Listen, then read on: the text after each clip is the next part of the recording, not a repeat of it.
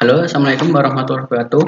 Selamat datang di mata kuliah Dasar Pemrograman. Sebelumnya perkenalkan, saya Abbas Setiawan dari tim Bahan Ajar Dasar Pemrograman.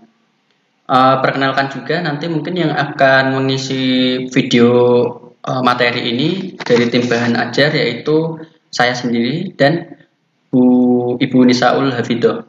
Jadi saya Abbas Setiawan juga merupakan dosen Universitas Dian Nuswantoro untuk jurusan Teknik Informatika. Begitu juga dengan Ibu Nisaul.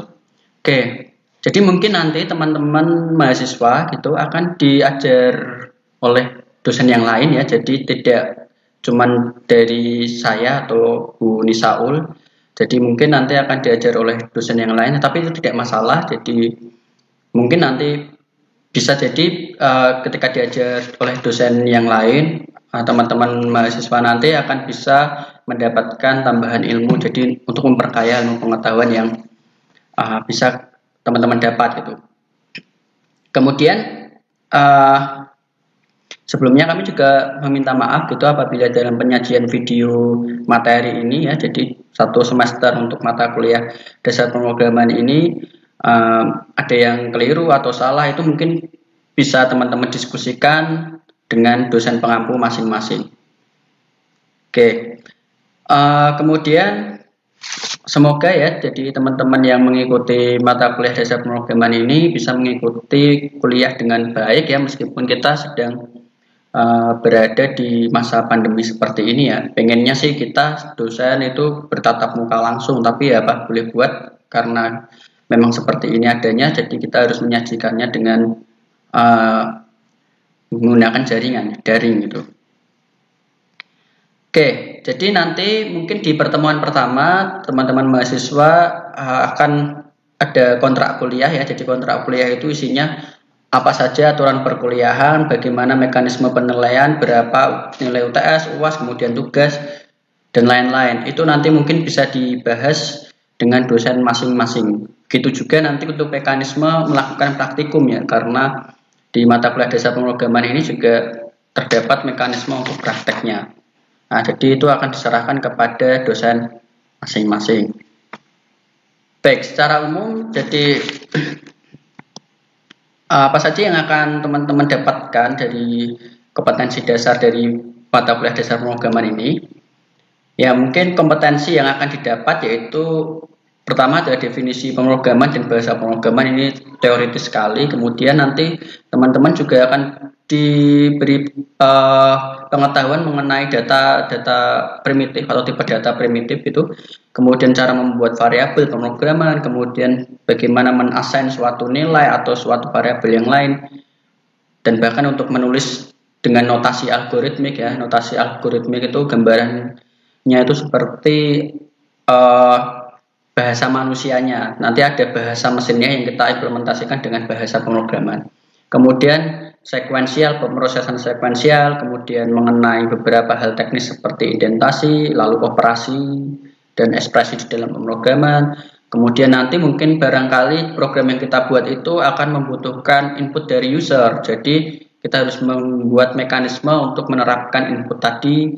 Kemudian barangkali nanti di suatu program yang kita buat itu ada beberapa kondisi itu yang mungkin akan dilewati oleh user. Jadi misalnya kondisi tersebut bersifat tunggal, atau mungkin nanti akan banyak kondisi yang akan terjadi ketika misalnya user sedang, katakanlah ketika main game itu, user sedang main game, nanti dia akan berusaha untuk memencet tombol kanan. Nah, nanti kanan itu dia akan ada percabangan ya, kondisi di mana dia nanti akan bertemu musuh, atau mungkin bagaimana, atau mungkin dia hanya lewat saja seperti itu. Kemudian teman-teman mahasiswa juga akan belajar mengenai kompetensi yang akan didapat ya, pengulangan dan jenis-jenis pengulangan. Kenapa pengulangan itu penting sekali di pemrograman gitu? Apakah kita harus menuliskan semua kode yang sama? Nah, itu jadi pertanyaan, makanya pengulangan ini dibuat.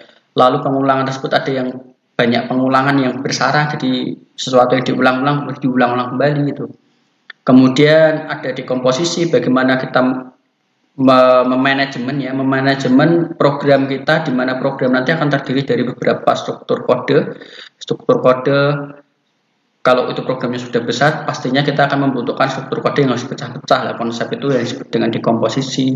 Lalu kita akan belajar dengan tipe data yang lain yang dia tidak cuma tunggal, yang berdiri sendiri. Bisa jadi kumpulan data tadi sudah berupa array misalnya, atau lari ya bahasa Indonesianya, kemudian atau berupa list.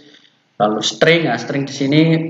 Jadi kalau teman-teman punya suatu tipe data nama, misalnya nama saya sendiri A, B, A, S, itu setiap karakternya A itu disebut dengan karakter. Kalau string itu sudah jadi ABA seperti itu. Oke.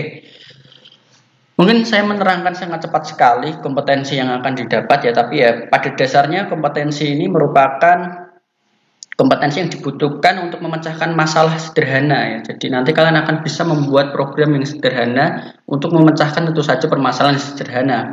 Dan ini merupakan fondasi dari suatu langkah penyelesaian masalah dari permasalahan yang ada. Jadi di mana permasalahan tersebut tentu saja permasalahan yang bersifat komputasional, yang bersifat menggunakan komputer lah, gampangannya seperti itu. Oke, untuk nanti kuliah pada pertemuan pertama, apa yang akan teman-teman capai gitu, jadi capaian pembelajaran untuk pertemuan pertama ini, mahasiswa mampu mengidentifikasi tentang aplikasi teknologi informasi secara umum, kemudian mampu menjelaskan pemrograman secara umum, baik dari lingkup area maupun paradigma pemrograman. Lalu mahasiswa mampu menjelaskan berbagai macam bahasa pemrograman seperti yang kita tahu sekarang.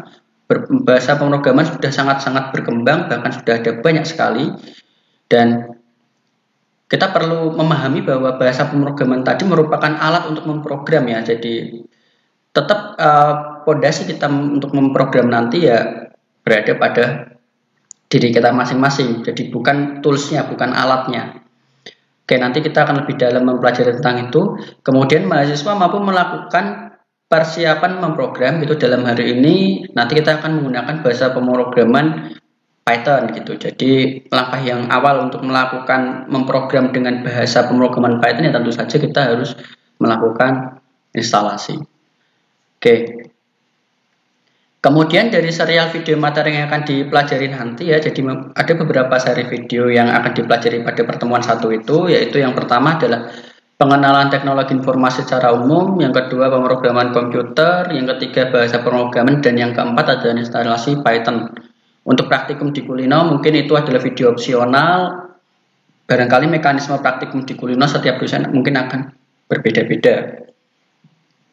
Baik, mungkin itu saja teman-teman yang bisa saya sampaikan sebagai introduction atau pendahuluan untuk mata kuliah dasar pemrograman. Terima kasih.